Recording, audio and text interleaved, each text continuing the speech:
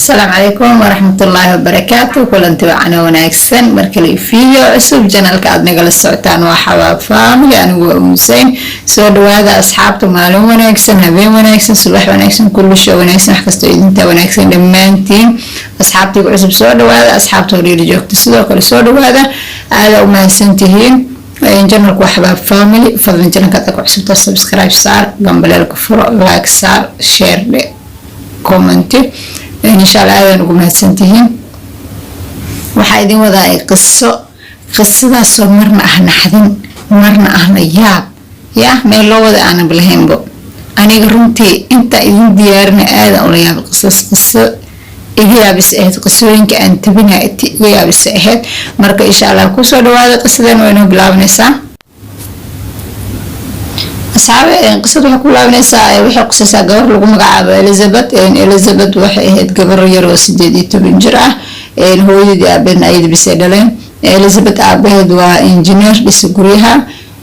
Elizabeth waxay dhiganaysaa dugsiga sare qisada waxay ka dhacday hortay dalka Austria magaaladiisa Vienna بس واحد عادي مال kamid in maxay tood ay gabadhii Elizabeth aabaheed uu ku yiri kaal aabe la qabo wuxuu dhisay yani guri wuxuu ku dhisanaa qaybta hoose oo ilaa 74 guri dhisanaa dhulkoos guri badan aan macquul ahayn ka dhisay marka wuxuu yiri kaal aabe la qabo waxaan rabaa iridan oo guriga iridiisa ina ila qabatid iridan saarro marka ina iridi la qabatidaan rabaa kaal ila qabo keebetri because iridi marka la saarayo waxay u baahan tahay laba qof inay saarto marka waxay taa kula qabanay way baxday iridi la qabatay iridi la soo saartay markay maagtay marka inay soo baxdo wuxuu sameeyay afka wuxuu kaga qabtay marada walasan kaga qabtay markay suuxday marka guriga wuxuu lahaa sariir iyo alaabo si diyaarsan guriga dhaxtaale sariirtii uu geeyay sariirtii markii uu maxay jiifiyay lugta wuxuu kaga xiray sariirtii wuxuu kaga xiray marka lugta ilaa ay waxay gaari kartaa musqusha ku tagi kartaa bis meeshaas ku jirtay muddo hooyadeed way raadisay uu wishi booliska la wargaliyay booliska marka la wargaliyay way yimaadeen waa la raadiyay maalintii dambe marka next day dambe yimid wuxuu soo dhawo waxaan u baahanahay warqad inaan qorto warqadaas ay ku dhahdeen anigu waxaan ahay qof weyn man u baahan maxay tahay in la cabsiyo man u baahan guriga inaan ku noolaado marka xorriyadan qaatwan ka tii guri kale ku noolahay oo dad waxa jira 18 sano ilmaha gaaran yani wadamada qurbaha lagu malahan amar in qof weyn noqdo marka qof isbixin kara waa kaligiis guriga day karaa marka wuxuu warqadaas qor okay tiri warqada marka gabadha lagu qasbay oo wuxuu raadiyay aad qorayso ku dilaa warqadii qortay warqadu soo qaaday gurigiisa soo dhigay hooyadii markay subax waaga bari warqadii aragtay soo qaaday ayada warqad la yaaban ooynis waxa iridu soo garac booliska wuxuu ku raadin gabadha weelmeeyna markaas suur gabadhayda waxa waaye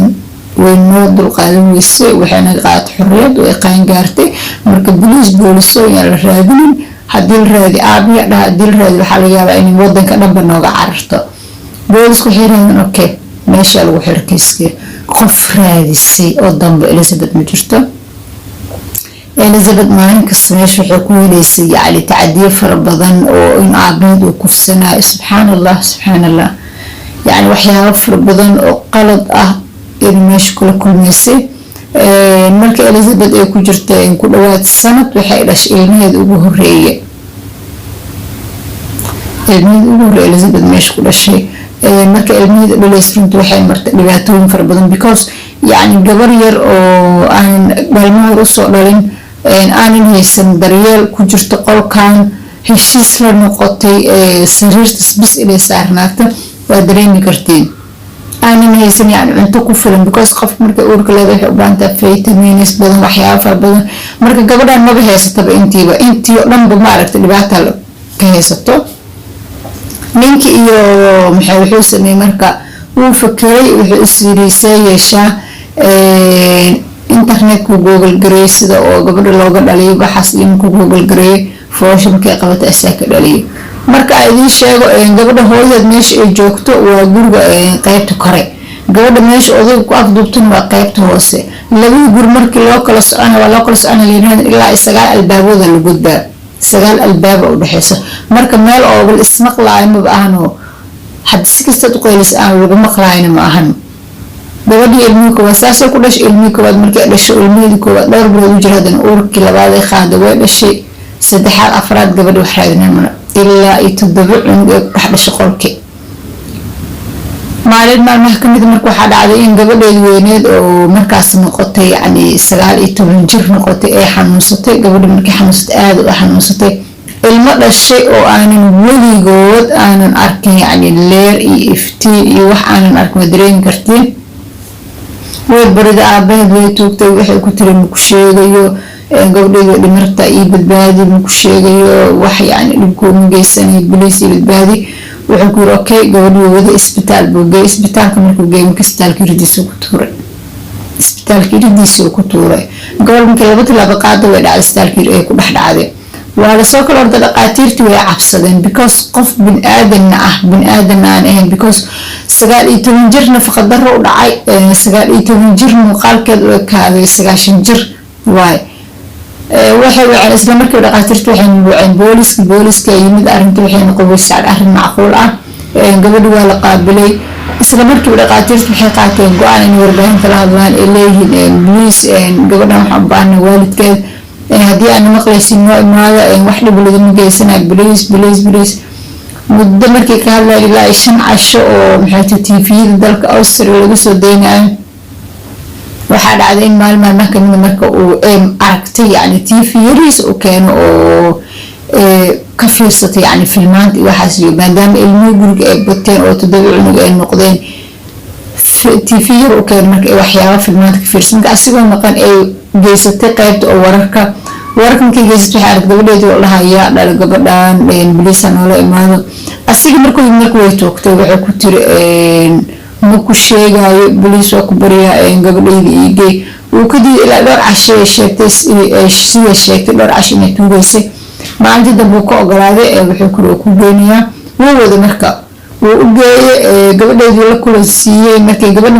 gashay meesha isbitaalka ay gashay hooyadii yani oo afduubka loo haystay 24 sano isbitaalka gashay. dhaqaatiirta ayadiiba kasii cabsadeenba because qof 24 sano godhoosiis ku jiray oo ayadoo 18 jir la xareystay oo aanan helin ayada naftirkeeda waxyaabo yani daryeel iyo wax hooyanimo iyo waxaas aanan helin waa dareemi kartiin. marka isla markiiba haddana booliska wacay dhaqaatiirtii booliska yimid. booliska marka waxay raadin soo dhawo runta noo sheeg gabadhan maxaa ku dhacay intay ka keentay. marka gabadha register dhan ku jirto because ilmo yar oo 19 jir oo magaciisa diiwaan gashaneen oo aanan la aqoonin. waxay tiri inay idin hadlaan rabaa waa idin la hadlaa wax walba si u jiraan idin sheegan laakiin waxaan u baahnaa odaygaas shaydaanka ay naga xirtaan because waa shaydaanba qof gabadhiis ilmo ka dhalay allahumma najina. odaygii baa laga xiray. odaygii markii la xiray qola lagu xiray ayadana qola lagu xiray. booliska marka waxay u sheegtay wax walba aniga waxaan tiri Elizabeth la weyn jiray 24 sano ka hor ali waaye man la weyn aabahay afduubta gurigaas uu ku jiray waan xirnaa. waxay tustay yani silsilad u lugta laga xiray dhaawacyada badan ee u geysatay lugteeda tustay. waxay kaloo tustay yani tacadiyada jirkeeda u geysan jiray waxa uu rabo inuu ku sameyn jiray xitaa inuu jirkeeda midi uu ku dhufta laga helay oo markuu maxay tood inuu xoog isku day diido midi uu ku dhufta jirkeeda laga helay. bis booliska si u yimaadeen waxay yiraahdeen hay hadal duqa markuu hadlay wuxuu yiri waa sax waa gabadheedii ilmaasna ay ii dhashay 7 cunug ay ii dhashay hadda way ka hor baa mid naga saqiiray 6 been heesaan. marka booliska wixii oo dhan xiran qoys wax macquul ah la qoysay. isla markiiba waxa laga qaaday DNA oo gabadha iyo duqa la isaga qaaday iyo duqa iyo ilmihii raal la isaga qaaday. laba wiil kadib markii jawaab soo baxday waxay noqotay in odaygu uu dhalay gabadhan ilmahaasna uu gabadhaasiga ka dhalay noqotay jawaabtiisa noqotay booliska odaygu waxa lagu xukumay xabsi daa'im.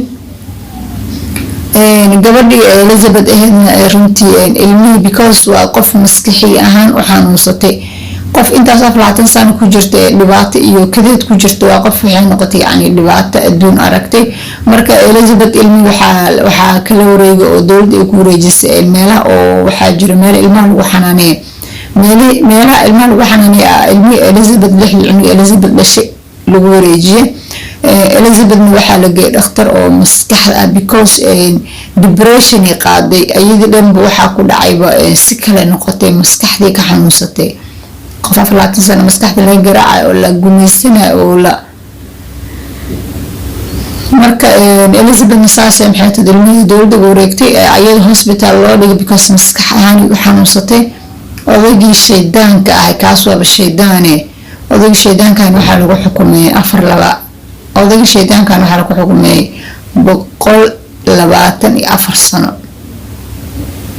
waa xabsi daa'im 124 sano marka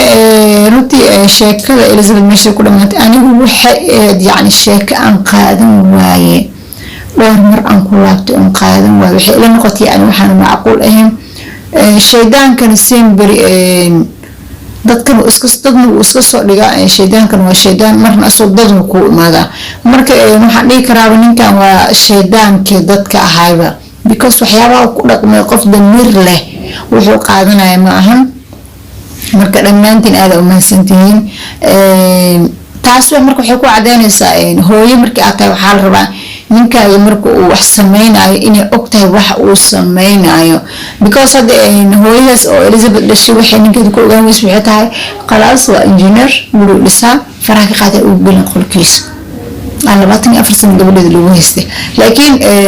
markii hore hadii ay gali lahayd qolka ogaan lahayd xaaladiis iyo wax ka jirta ogaan lahayd يعني dhibaato dhan ma dhicin laakiin waa engineer dhismo sameeyaa wuxuu dhistaa leeto dabciin gabadheed looga dhalay marka in aad u mahadsantiin dhammaantiin waan idin jeclahay channel subscribe saarta waa iska fiirsatiin waa iska baxeen subscribe iska raacana walaalayaal like to soolkana saara insha Allah share gareeya meelaha ku turtuura Facebook iyo WhatsApp group waxa ku jirta meelaha dhan ku turtuura insha Allah aad u mahadsantiin dhammaantiin wallahu fa'idleh